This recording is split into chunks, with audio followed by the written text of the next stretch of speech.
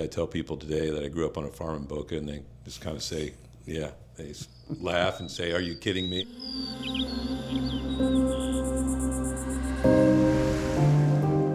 I saw that one picture they had of like before the stand opened in the morning. Yeah. And the people, there's like 50 deep. Strawberry sitting at the season, gate. strawberries, and corn if corn Oh, was yeah. short, especially No, around the 100%. holidays. Yeah. Back in the 70s, father-in-law had been farming here since the 30s. He wanted to open a U-Pick, an innovator. I mean, poor old farmers, I mean, these guys were smart people, very smart, willing to do anything. He wanted to open a U-Pick. I had married into the family, and I was chosen to run it. Lucky you. Boca at that time, a little less than a quarter of a mile down a dirt rocky road was the U-Pick. Our understanding, it was a quarters for the people that were growing pineapples down here years and years ago. Some of the property, which is now Broken Sound, was farmed by the Capellas. I think they grew tomatoes in there for a while, but most of it was just sugar sand.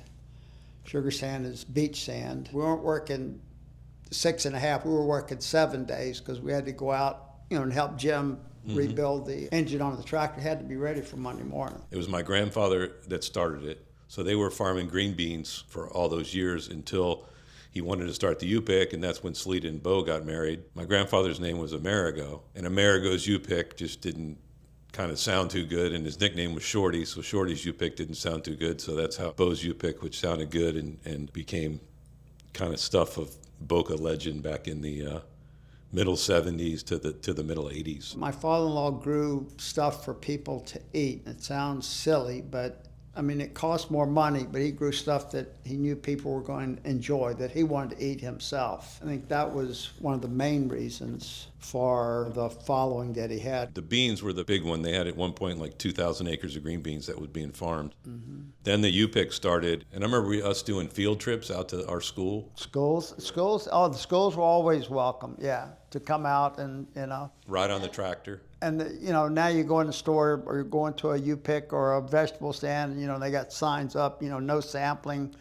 The old man didn't care. You ate what you could out there, and you brought the other stuff in and paid for it. I got to drive tractors. I got to bulldozer, and I mean, I drove everything, bean pickers, the whole bean 9 picker, years. I that's remember right. driving a bean picker when I was 12 years old. Yeah. And picking beans and being happy that I didn't pick up any sand. Yeah. Yeah. You got an education out there real fast. Oh yeah.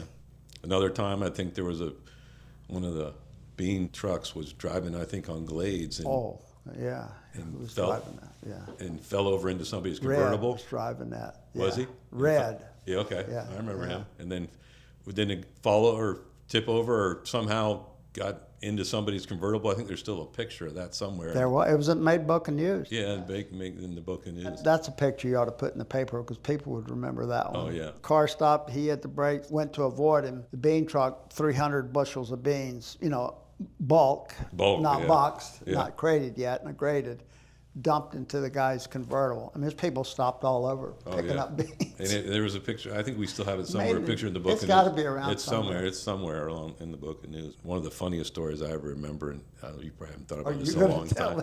No, was one person was out in the field picking strawberries, and they had a flat full, and next thing you know, they're walking to their car and put it inside their car. They locked their car up, and if I get this wrong, tell me, but if they lock their car up and walk back into the stand and are maybe going out to pick tomatoes. Bo goes and gets a clothes hanger, and back then they had the locks on the doors, had the little round top, little like round thing. So Bo unlocked the door, took the strawberries out, and then locked the door back. We were always interested to see what the person's reaction was when they went back out to the car. No, I did see that. He went out to the car like, somebody stole my strawberry that he had stolen from us, Yeah.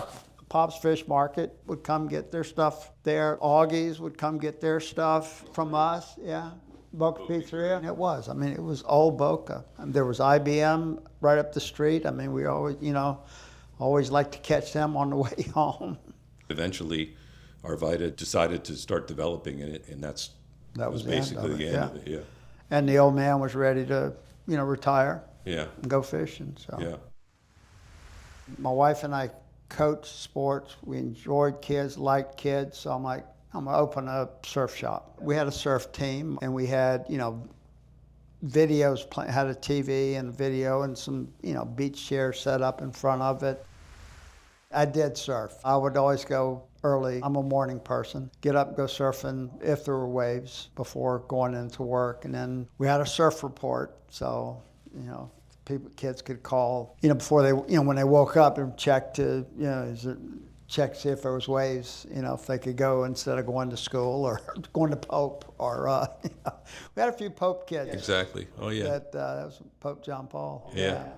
Pope and Boca High, right? Uh-huh. That's all that was there. Yeah.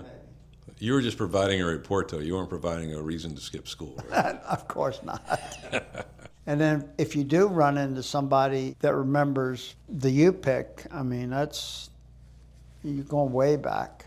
I mean, we had, Somebody's been here a long time if they're going to, yeah, if they remember they're the real Boca people, yes. Yeah, 100%. Back then you weren't, at least for when I remember it, nobody was thinking about legacy and stuff like that. You were just trying to make a living and working your butt off, and it turns out that it caught on and everybody seemed to enjoy it and had a great time. And you hear even people today talking about the fond memories like you are, as far as going out there and picking vegetables and being able to pick it yourself. It was a family business that, we cared about people. It's still a family legacy that's still talked about by people who were around in those years.